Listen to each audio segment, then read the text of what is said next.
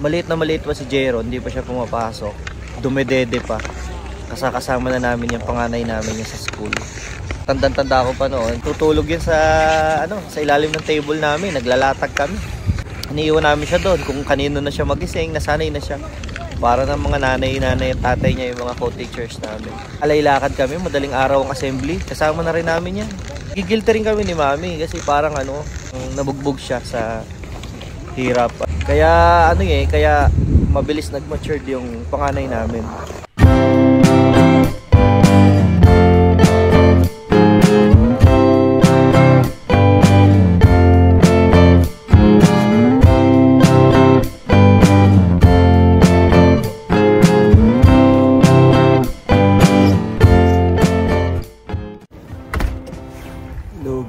Happy Friday. As usual, susundo na naman tayo. Grabe, sobrang liwanag ng araw ngayon, pero minus 10 ang temperature namin. Sobrang sunny. Kala mo naman sobrang init. But don't fall for it. Mapanlin lang yan. Ang liwanag ng araw dito. Huwag ka maniniwala. Ngayon naman, halos makabulag, nakakasilaw pag tinignan mo yung liwanag niya. Pero sa totoong buhay, napakalamig yan. Ibang pakiramdam pag sumusundo ko ng Friday. Siyempre dahil dahil last day, huling sundo for the week. Pero next week mas exciting. Mas excited ako for next week kasi ang mga bata ay long weekend na naman. Kasi 3 days lang ang ipapasok nila. Monday through Wednesday lang. Kasi ay meron kaming holiday dito. Dito na ako. Hindi ko na lang sila. Ayan na yung gas ko ngayon. Ayan na lang ang natitira. Every week, ang average consumption ko talaga is $40 sa gas dito sa maliit na kotse.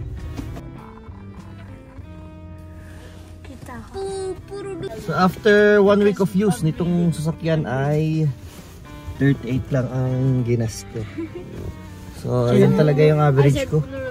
Pinipilit kong mag-gas every Friday after ng last sundo. Every week, regularly. Door is open. Yun ang lumalabas. Nasa $35 to $40 palagi ang karga ko. Tara, pasok tayo sa loob. Patiri, naglulusaw. Putik.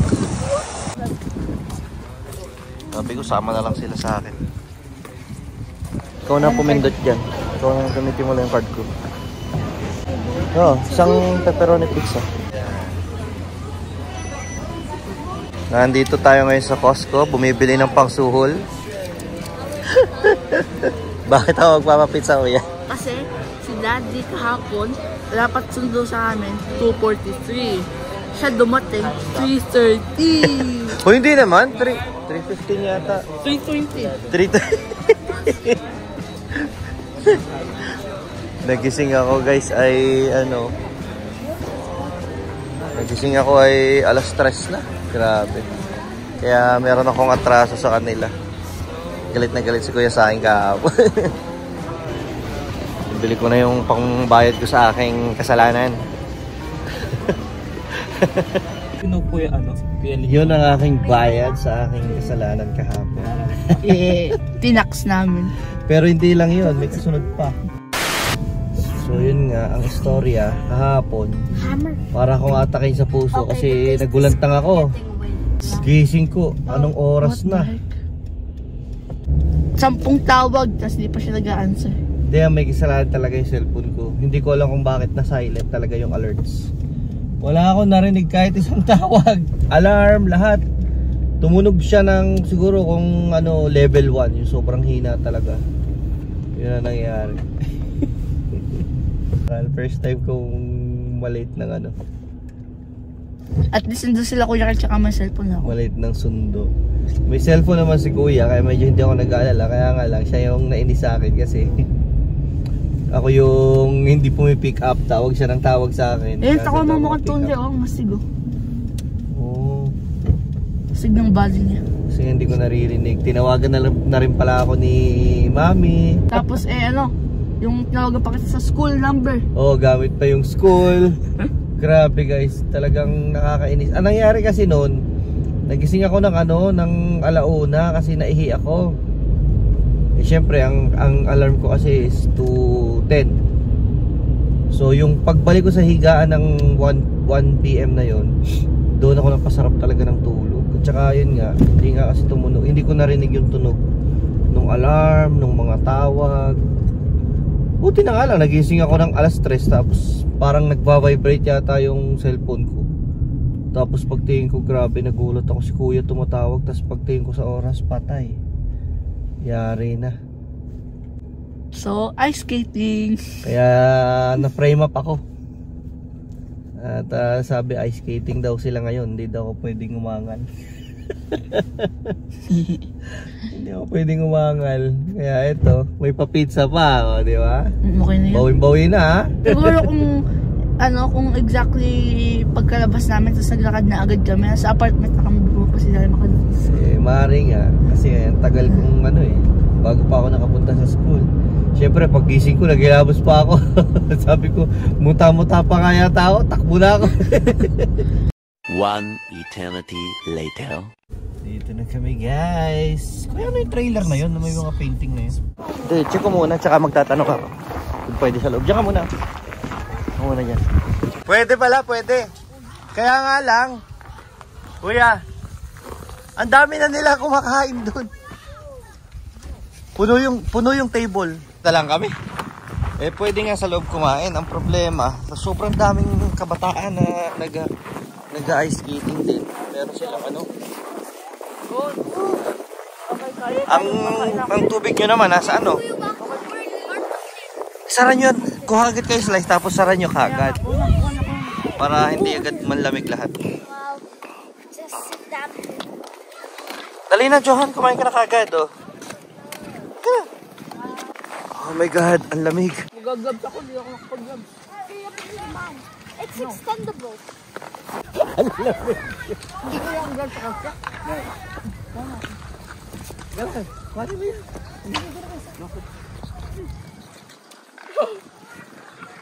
Lumabas ka yata.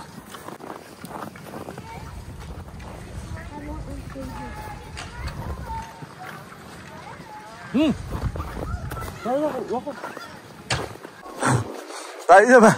Hindi ko kaya yung lamig. Open the door. Open the door. Go. Okay. Nahihiya kami. Ang daming bata, mga daycare nandito.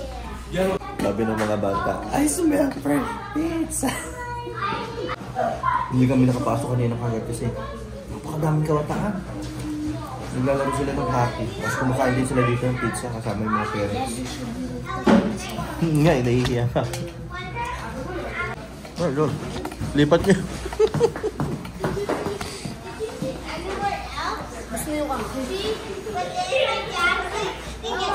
Kuya, para tayo mga nomads eh. Kung saan-saan lang tayo napadpad. Pero ang ganda dito guys, at least kung sa labas kami hindi kami tatagal sa sobrang lamig. Pero dito, pwede kang palang makakain.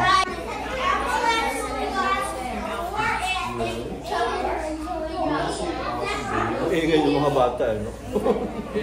Pagkatapos sa bahay muna tayo. Tatlo lang kami. Hatid ko na lang kayo mamayang gabi. Sa bahay muna tayo, tapos magkape tayo. Habang nagsalang tayo ng labahin. Yun ang paalala sa amin ng mami. Huwag namin kalimutan magsalang ng labahin. Solo nila to. Dalawa-dalawa naglalaro eh. I don't think you're gonna last like an hour here. Sobrang lamig. May gabs mo kami ito. Hindi kayo tatagal na isang oras dyan. Hindi mo na lang muna itong gloves ko. Ito sa right. Ito sa left. Kasi dito naman ako sa loob eh. Hindi ako lalamigin. Ako na yung mag-lock niyan. Akin na, lock ko. Ay, hindi mo pa naisuot eh. Iayos mo muna siya. Baka may suot yung paa. Basa na kagad yung ano mo. Yung snow pants mo. Ay na. Let's go. Labas-labas lang ako konti-konti. Hindi ko kaya na matagalan dito. Grabe. Napakalamig. Taas naman ang snow din sa gilid. Sobrang taas oh. Basta huwag nyo iwanan sa gitna ha. Pagka tapos nyo gamitin, lagay nyo dito sa gilid. Ay, ang bilis Johan. Ano? Makinis pala no? Kala ko hindi makinis eh.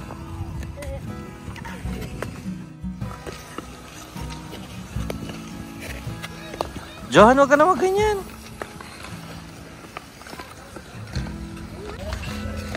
And I'm trying to learn a new skill. One leg skating. I'm trying to learn it. Look.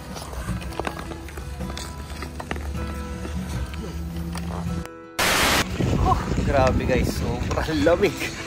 Hindi ko kayo tumagal dito ng 30 minutes yata. Ang lamig talaga. Lagay ko muna yung kamay ko sa bulsa ko kasi yung aking gloves binigay ko kay Wako. Wala kasi siyang magagamit. Hindi ko kaya yung ganito, sobrang lamig. Mahina talaga ako sa lamig guys. Happy na sila, lalo na si Jeron. Pag nagagalit si Jeron, nakikita ko yung mami niya. Nakikita ko yung mami niya sa kanya. Galit siya sa akin kahapon kasi nga late na nga ako nakasundo. Kaya ito, bumabawi. Bawi-bawi muna. Ayan, ayun sila.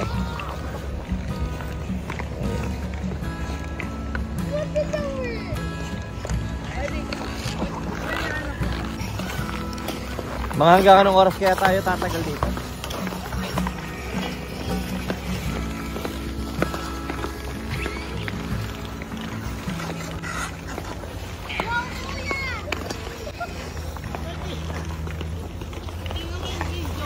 Ang pagbawi, yung pagpunta namin talaga na dito pamilya sa sa Canada, is istorya talaga ng pagbawi namin sa mga bata, lalo na kay Kuya, lalo na kay Jeron.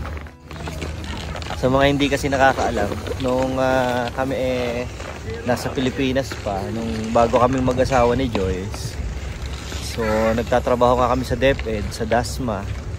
Mga ilang kilometro yon, basta parang mga nasa 40 minutes na biyahe din, sa sariling sasakyan. Siguro sa mga 40 minutes yata ang biyahe namin mula sa bahay hanggang sa trabaho, sa pinapasukan naming eskwelahan sa Dasma. Maliit na maliit pa si Jeron, hindi pa siya pumapasok. Dumedede pa. Kasama na namin yung panganay namin sa school. Maswerte kami kasi yung namin, yung aming principal, yung aming school, pumapayag na yung teachers, kumbaga ay kasama ang bata. So, tandang-tanda ko pa noon. Hello!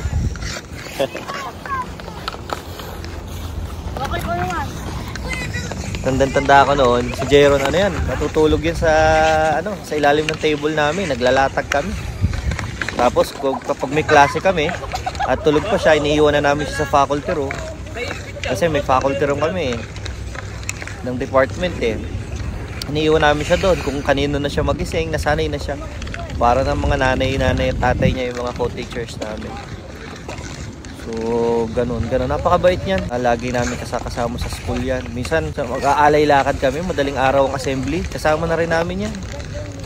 So, kaya dati, talagang, nagigilty rin kami ni Mami. Kasi parang sabi nga namin parang nabugbog siya sa hirap. Alam niyo yung, dapat sana, mahimbing pa siya natutulog sa bahay. Kaya lang, dahil wala nang mag-aalaga at lahat may trabaho, wala kaming choice kundi buhatin siya ng tulog at isakay sa sasakyan at isama sa school namin. Pag namang gising siya at may klase kami, kasama namin sa klase yan. Iniupo namin sa classroom yan. Kaya kaya mabilis nag-matured yung panganay namin. Kasi ever since maliit pa siya, most of the time mas kasama niya talaga is matatanda. Kung hindi yung mga estudyante naming high school, eh yung mga co-teachers namin na para na rin yung mga magulang. Kaya sobrang nag-matured kagad yung isip niya. Naku, nung pinanganak yung pangalawa namin, sinubukan namin isama sa school. Naku po, hindi pwede. Umiiyak. Sobrang lakas umiyak. Hindi tumatahan kapag nagising siya na hindi kami yung makikita niya. Naku po, iiyak na yan ang iiyak. Hanggang magkasuka na siya sa kaiiyak. Ganun. Sabi namin ni Mami, hindi talaga pwede. Kaya nung time niya, ni Mav, kumuha na kami ng mag-aalaga, kumbaga, na makakatulong namin sa kasi hindi talaga namin kaya. Ang lamig na. Kung hindi ko nga nilagay yung kamay ko sa sa bulsa.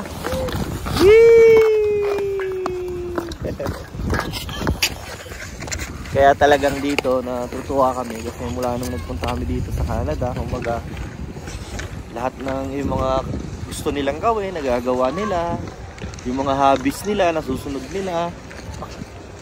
Yung mga instrument na gusto nilang i-play, nape-play nila. So talagang napaka-thankful namin mag-asawa. At lagi namin pinag-uusapan na nung nakarating kami dito, sabi nga namin mag-asawa, kahit hindi ka madaming pera, pero yung mga bagay na yan, alam namin na kung sa Pilipinas hindi namin magagawa o mahihirapan kami. Pero dito nabibigay namin sa kanila.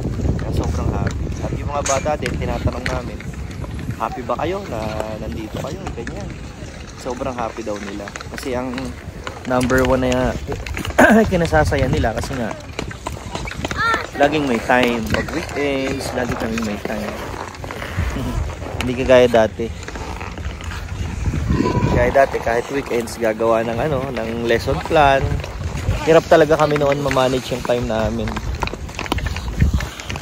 Ngayon, pag uuwi galing trabaho, wala kaming iniintindi. Kumbaga, grabe lamig kuya, papasok muna ako dun, hindi ko kaya na. Try ko. Hindi ko na kaya na. Pasok na ako sa building. Sobrang lamig talaga. Tumutulo na yung sipon ko.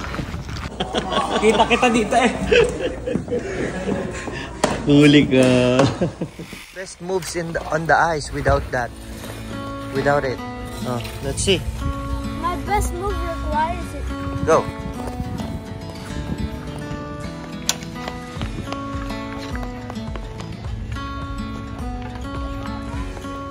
Faster.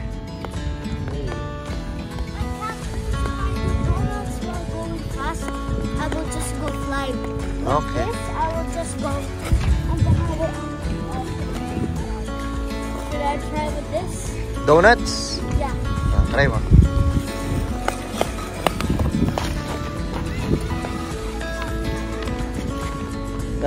No.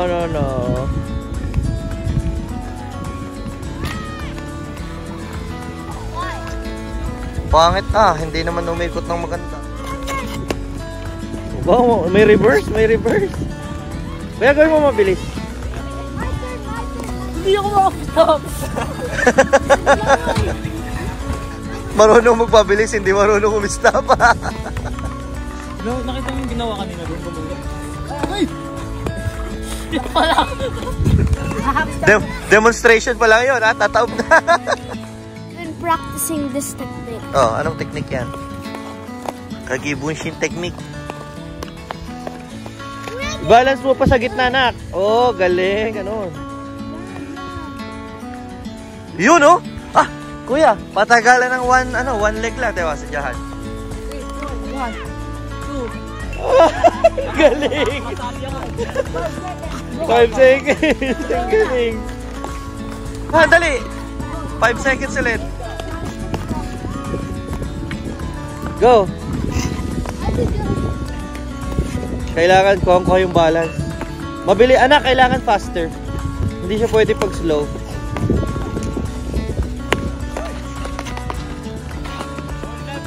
Ang galing.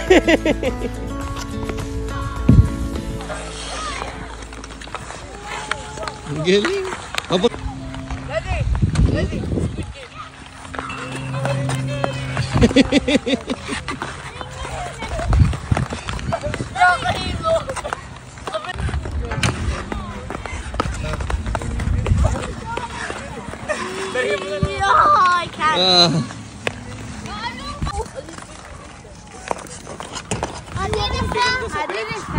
Diba ako, mahuhulog na nasa sobrang sila eh. Una, naka 1 hour ba tayo? More than. More than pa? Ha? 1.5? A few moments later. Nagtatouch na?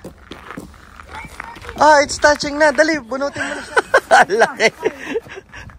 Ang laking trophy. Oh, what a sword. Dali, dali. Someone hold the other side. Kuy Waku. 1. Ayun, wala na. Dito na kami sa bahay. Susulitin na namin ang aming bonding. Meron pa kaming 3 slices na natira. Lakas. Tapos ako ay mag-brewed na kape. Kasi napakalamig. Grabe, galing kami sa labas. Sobrang lamig. Sila.